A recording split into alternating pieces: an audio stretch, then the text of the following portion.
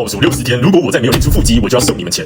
Oh boy！ 一个追踪1元，4个按赞或转发再加1元。目前练腹肌失败的处罚金额已经累积到76945元。之前一半会捐给慈善机构，另外一半会从追踪我并且帮我一个按赞分享的人中抽4个人对评分。另外，如果我成功练出腹肌的话，我就会去参加 CTBF 中华民国健美健身协会举办的健美比赛。今天我11点起床，先喝了罐优酪乳1点，喝了第2罐4点，喝了第3罐。这优酪乳里面是不是有加大麻？我整个喝到上瘾。优酪乳收藏已经越来越多了，而且还很饿，因为我都没洗，盖子都发霉，连球球都看不下去了。到时候球球的黑头粉是越来越严重了。今天我又来力阳健身馆执行边上班边喝水喝到时薪500的计划。下班后我要练腿，但突然我想吃个咖喱饭，我就问朋友说可以吃完咖喱饭马上练腿吗？他说可以，但你会吐出来。我不信邪，所以我还是吃了。然后我朋友吃炸鸡腿，他跟我说我在减肥不能吃鸡皮，因为鸡皮有人靠背，你要帮我吃鸡皮吗？我心想靠腰我在减肥啊，你想害我发现是不是？但我脑中突然浮现了一个声音，乌里德，你的体质是那种吃有了靠背的鸡皮会瘦得更快的体质。我认为这是神在跟我讲话，所以我就吃了。然后我脑中又浮现了一个声音，乌里德，楼下 7有2个65折的三明治，你赶快去买来吃。你的体质是那种吃65折三明治会瘦得更快的体质。我觉得这也是神在跟我讲话，所以我就去买来吃了。吃完我准备要练腿了，但我脑中又浮现了一个声音，乌里德，你的体质是那种不健身才瘦得更快的体质。我觉得这是神在给我的忠告，所以我就不练了。然后我就回家遛笨狗，遛到一半遇到一只小青蛙，还好我及时拉住了球球，不然今晚小青蛙就要在球球的胃里睡觉了。我发现我只要一直切球球吐舌头，它就会看我。凌晨2点我开始我的小点心，1碗排骨饭，1小碗馄饨面。今天的第4罐优酪乳，这是我今天的身材，这是我今天硬拉力出去，这是 Daddy 欧丽的，我们明天见。